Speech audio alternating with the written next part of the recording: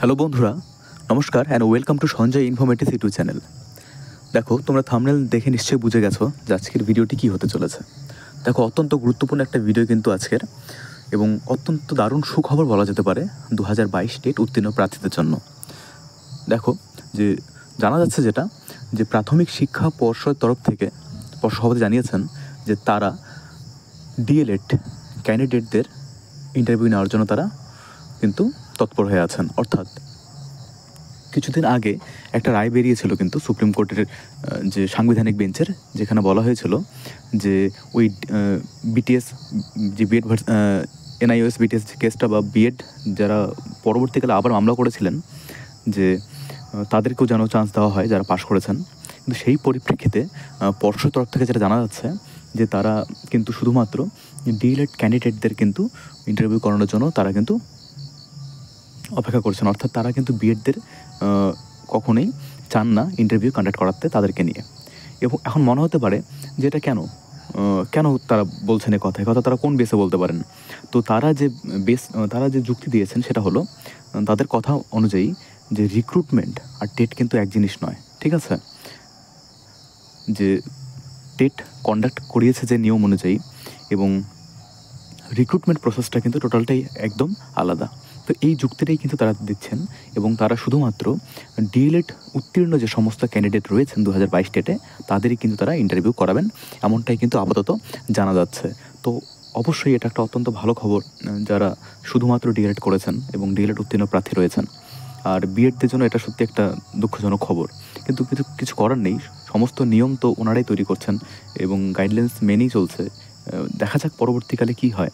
যদি এসএসসি ঠিক মতো কন্ডাক্ট করানো হয় তাহলে কিন্তু বিএডরা কোনো দিনও কিন্তু এই প্রাইমারি টেটে তারা কিন্তু বসবেনই না, তাই না? যেহেতু ওটাও হচ্ছে না, সেই কারণেই কিন্তু বিএড যারা ক্যান্ডিডেট রয়েছেন তারা এক প্রকার হতাশ হয়েই কিন্তু তারা কিন্তু এই পরীক্ষাতে বসেছিলেন। তো তাদের দিকটাও বিবেচনা করতে হবে। আমাদের পরবর্তী যেটা থাম্বনেলে বলা রয়েছে যে শুধুমাত্র ডিএলএড উত্তীর্ণরাই, এটা বলা হলো, এবং নতুন টেটের ইঙ্গিত পর্ষদের বক্তব্যে। হ্যাঁ, এটাও কিন্তু অত্যন্ত তাৎপর্যপূর্ণ একটা কথা যে পর্ষদ সভাপতির বক্তব্য অনুযায়ী যে প্রতি বছর কিন্তু তারা টেট নেওয়ার জন্য কিন্তু উদ্যোগী এবং তারা নিতে চান। কিন্তু যেহেতু আমরা দেখেছি যে 2024-এর টেট তারা কিন্তু কন্ডাক্ট করতে পারেননি, তাদের যুক্তি ছিল যে যেহেতু 2022 টেট উত্তীর্ণদের এখনও নিয়োগ প্রসেসে নিয়ে আসা হয়নি এবং 2023-এর রেজাল্ট প্রকাশ করা হয়নি, তাই কিন্তু তারা নতুন করে টেট নিতে কিন্তু অনিচ্ছা প্রকাশ করেছেন 2024-এর। তো তারই পরিপ্রেক্ষিতে যেটা জানা গিয়েছে যে আগামী বছর অর্থাৎ 2025-এর জুন জুলাই নাগাদ কিন্তু একটা টেট কন্ডাক্ট করানোর কিন্তু পরিকল্পনা বা প্রবণতা কিন্তু রয়েছে, এবং সেই টেটটা কিন্তু 2024-এরই মানে এগেনস্টে হচ্ছে। অর্থাৎ 2024-এর টেটটাই কিন্তু পরবর্তী বছরে গিয়ে হচ্ছে, এবং 2025-এর টেটও ডিসেম্বরে হবে এমন একটা সম্ভাবনা কিন্তু তৈরি হচ্ছে।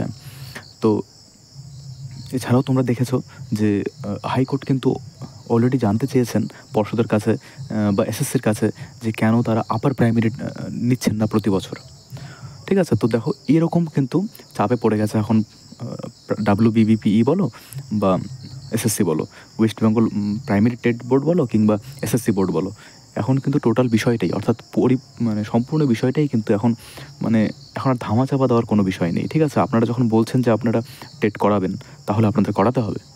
এবং প্রতি বছর যেহেতু এনসিটি গাইডলাইন অনুযায়ী আপার প্রাইমারি হওয়ারও কিন্তু একটা বিধান রয়েছে, তো যেহেতু করানো হচ্ছে না, তারই পরিপ্রেক্ষিতে কিন্তু হাইকোর্ট কিন্তু জবাব চেয়েছেন এসএসসির কাছে।